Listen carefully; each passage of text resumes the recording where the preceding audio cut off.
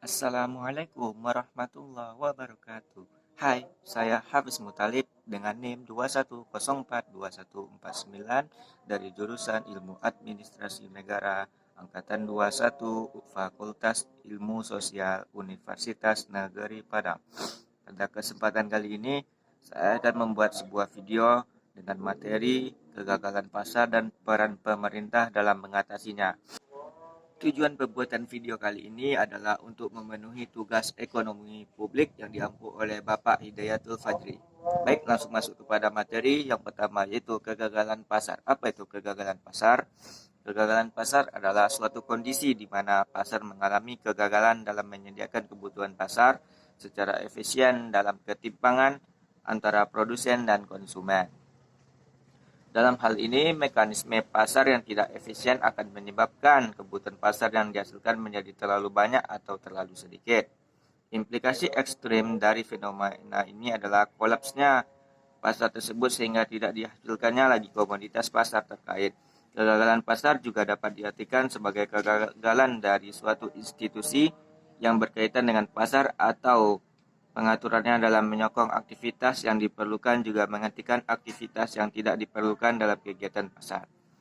Peristiwa paling update yang terjadi saat ini adalah adanya pandemi virus COVID-19 yang telah menginfeksi lebih dari 16 juta penduduk dunia dan lebih dari 90.000 penduduk Indonesia per Juli 2020. Kondisi perekonomian Indonesia saat ini sedang tidak stabil dikala pemerintah sedang berupaya untuk mengoptimalkan kondisi perekonomian di Indonesia.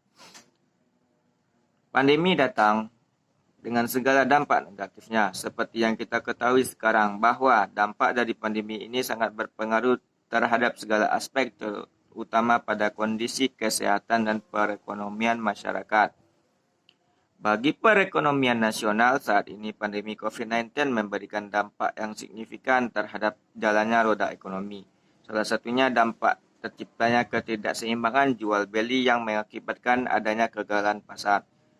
Ini sejalan dengan pernyataan Menteri Keuangan yang mengatakan bahwa adanya penurunan daya beli masyarakat dalam konsumsi rumah tangga selama kuartal dan 1 2020. Berbagai upaya pemerintah telah dilakukan untuk menggerakkan kembali roda perekonomian nasional dengan adanya pemberian insentif fiskal dan non-fiskal. Upaya lain pun dalam membentuk kelompok untuk pemulihan ekonomi nasional untuk membangkitkan perekonomian nasional.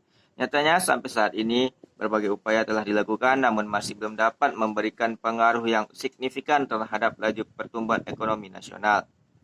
Kegagalan pasar sendiri terjadi jika kondisi pasar gagal dalam melaksanakan fungsinya untuk mengalokasikan sumber-sumber ekonomi secara efisien dalam menghasilkan barang maupun jasa. Kegagalan pasar selama pandemi terjadi di beberapa sektor, seperti pada sektor kesehatan di mana pemenuhan alat kesehatan yang masih kurang apalagi ketika awal-awal pandemi. Dan dari sektor UMKM yaitu penurunan konsumsi masyarakat. Peran pemerintah dalam mengatasi atau menginversi kegagalan pasar. Yang pertama, penetapan harga minimum. Penetapan harga minimum atau harga dasar yang dilakukan oleh pemerintah bertujuan untuk melindungi produsen, terutama untuk produk dasar pertanian. Misalnya harga gabah kering terhadap harga pasar yang terlalu rendah. Yang kedua, penetapan harga maksimum. Penetapan harga maksimum atau harga eceran tertinggi yang dilakukan pemerintah bertujuan untuk melindungi konsumen. Kebijakan HET dilakukan pemerintah jika harga pasar dianggap terlalu tinggi di luar batas daya beli masyarakat. Penjual tidak diperbolehkan menetapkan harga di atas harga maksimum tersebut. Contoh penetapan harga maksimum di Indonesia antara lain harga obat-obatan di apotek, harga BBM, dan tarif angkutan atau transportasi. Yang ketiga, pemberian subsidi.